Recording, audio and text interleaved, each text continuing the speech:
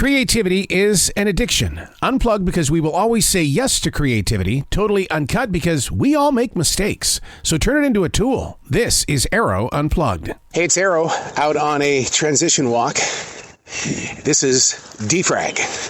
Asking the questions, questioning the answers. I do this on the transition walk because this is a place of peace. That place of transition. We all go through transitions. The problem is that we don't learn from our transitions. We just kind of push them aside because we've got places to go and we need to be there by such and such time. Defrag allows me to do exactly that, to break it down. Your computer defrags. What about your mind, your body, your soul? Many times you ignore that fact of putting things where they rightfully need to be, choosing instead to do just like anything else that you expect. Just get it done. Just get it done. Asking the questions and questioning the answers. And so many times you don't have to agree with the answers, but it helps open up your mind, body, and soul into accepting who you really are. We live in a fake world. Come on. How many selfies do you post that pretty much represent a false world? False hope. I'm guilty of it. I put these interviews, these conversations with people that are in music and acting and these book authors. I post that stuff on Facebook. And I went through a period there where I questioned it sharply. Why am I doing this? It makes it look like that I'm bragging. When in fact, all I want to do is create content to share it. To have a conversation with people who may have listened to it. But, I don't know how it's received, but in my system of choices, I still believe that I should be silent with what I do, and that just might be my father doing that. Ask the questions, question the answers. We're on a transition walk. It's 65 degrees. The storms hit about an hour ago. The thunder, we've got light rain right now with a lot of wind on the way, and if you listen very carefully, you're probably going to hear a lot of those 20-mile-an-hour gusts. I've been doing a lot of studying lately on human behavior in the way of why is it we don't get along with everybody. There's always got to be some sort of friction or conflict with someone. And the reason why I bring this up is because I work an essential job that requires collaboration. We have got to work together. We have got to communicate. And when it breaks down, the question is, what am I doing wrong? So now I'm going to question the answer. Why is it my fault? Why am I putting the blame on me? If there's a breakdown between employees, we have to learn how to figure out what is the source of this breakdown and what is taking place that is, dividing a situation that needs to be a solid line.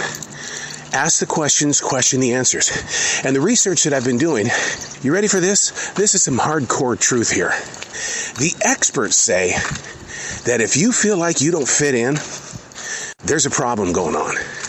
And that problem could lead to you being fired or you walking away from that job. It is the daily duty of every department head to make sure that their team, the people they brought together, fit in together. But the question is fitting in the situation or is having a problem with a person the situation? The answer to that is that we've got to make a determination here, because to me, in my heart, it completely says it's two different things. The experts say that fitting in has got to be a solid collaboration, and that you should actually physically prepare yourself to sit down and have meetings when you don't feel like you fit in. Some of the reasons why people don't fit in, they're shy.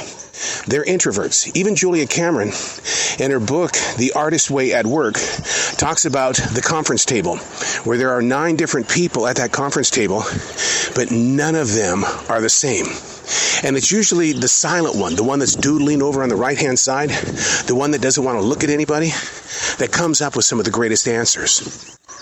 Do you fit in, or do you have a conflict with somebody at your place of business? And if you do have a conflict, somewhere along the line, the experts say you're going to have to create the talk.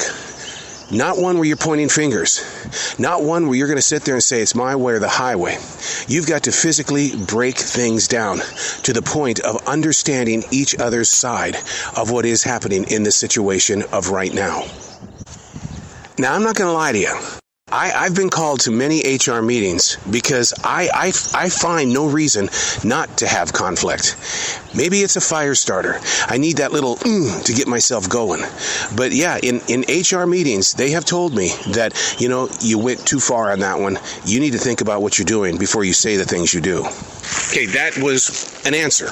Now I have to question the answer because this is defrag. The answer that I said is I've got to fix the problem by way of watching the way that I talk with other people. But my truth has always been that if you're not living up to the expectations of those that are expecting from me, if you're not living up to my expectations and I'm trying to live up to their expectations, I've always felt it was my right to say, no, you're pretty far away from gaining access to being congratulated. We need to start this project all over again. Well, what do? They run to their department head, who then goes to HR. They then come to me and they say, dude, you can't do that. And I go, well, your expectations of me versus your expectations of them. You want me to lead this team, but you don't want me to lead it in the way that you're leading me. Okay, so that was an answer. So now I've got to question it. I question it by saying, we are all individuals at that conference table. The same one that Julia Cameron talks about in The Artist Way at Work. The expectations that someone puts on us as the individual are not the same expectations that you put on somebody else who's on the team. Therefore, that creates the conflict. And then you don't feel like you fit in. Oh, the research I've done on this. I mean, they really go into how you can correct this. And it really, the only true answer is that you have got to get in there and you've got to communicate. You've got to be very real. And the person that you're having a problem with, or the areas that that you're feeling weak at, it's got to become visible. Because sitting in an invisible world only creates assumption. Now you've got finger pointers.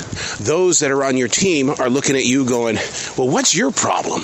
Listen, we were all having a good day until you showed up. Here's where I do not fit in at my current essential job. I believe in the appearance and the image of the business, and that first glances will determine if somebody is coming back to your business. And if I am surrounded by clutter and I see things that don't fit in, I do everything humanly possible once I arrive to clean up the situation. But others on the team don't see that as being a positive. They see it as, I'm not doing my job. What? Yeah, they do. They really do. They say, your job is this. It's not that. Well, wait a second. So you're saying that the clutter is acceptable, and my idea of cleaning things up is unacceptable. Yes. But here's the thing that a lot of people don't understand about this position, is that if I don't clean up this area that has been cluttered by those that were there before me, guess who has to clean it up 7 to 10 hours later? Me. So why not work on it throughout the time period that I'm there? Now we have conflict. Now you don't feel like you fit in because the cool people are doing what they're doing. Now, this is not about me. I'm just giving you examples and different things that you can think about in your own position at your job. Every job anywhere in the world, they've got the lazy people and those that like to go the extra mile and more. There's always going to be a solid line that says they're not the same. They're probably not going to get along, but they've got to live with each other, at least for these hours.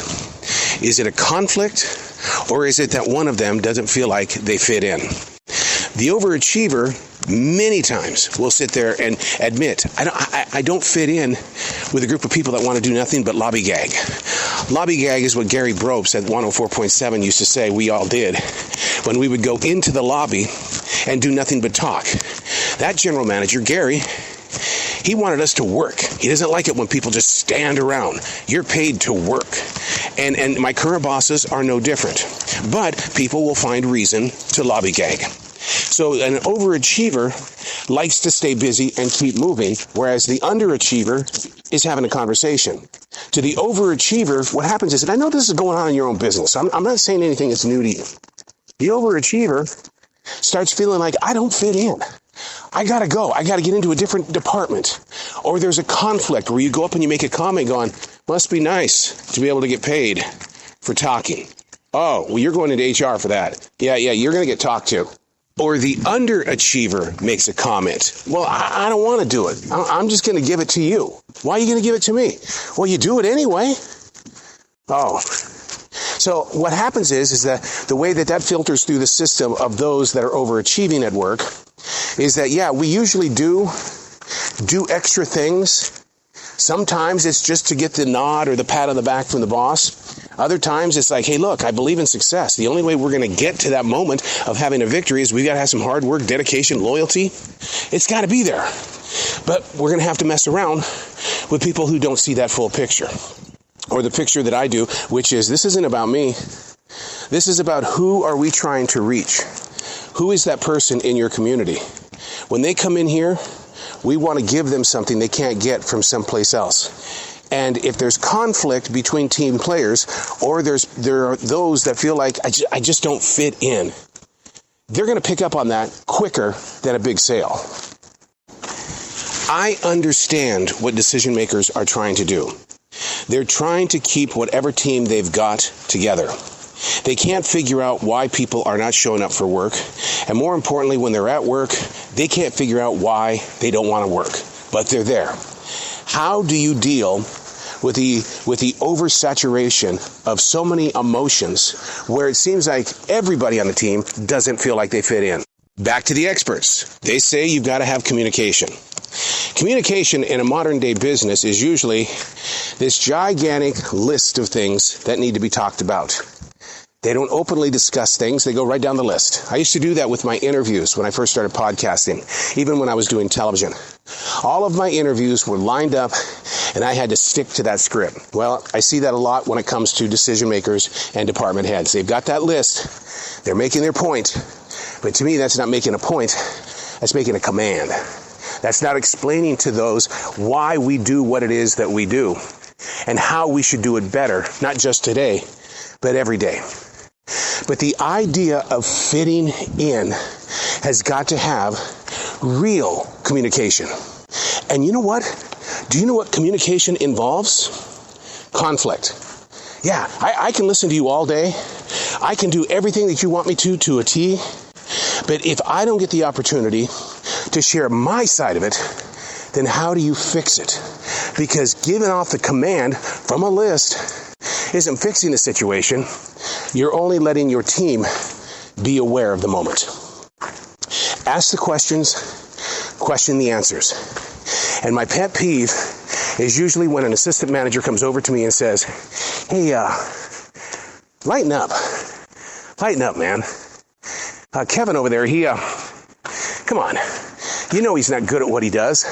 Come on, lighten up. You know he's not going to be greater than what he is. And inside of me, I'm questioning that because that's what defragging is all about. And very gently, I'll ask the assistant manager, do you think that I became great at what I do because I didn't have a mentor or somebody who said, come on, it'll work a lot better if you do it this way. I see you trying, and I know that you're getting tired and your body aches, but come on, you can do better. And yeah, it's going to offend the person that's receiving it because it's almost like a judgment call. Conflict. Now they don't fit in. Whew. Tough subject. But the experts are right when they say you've got to create the communication. And that's what we're doing here. We're just having a conversation. I don't have a list in front of me. I've just got a lot of rain pouring on me right now inside this forest where the winds are gusting and you happen to be here. I hope I didn't mess up your hair. I'm Arroe, and that's defrag.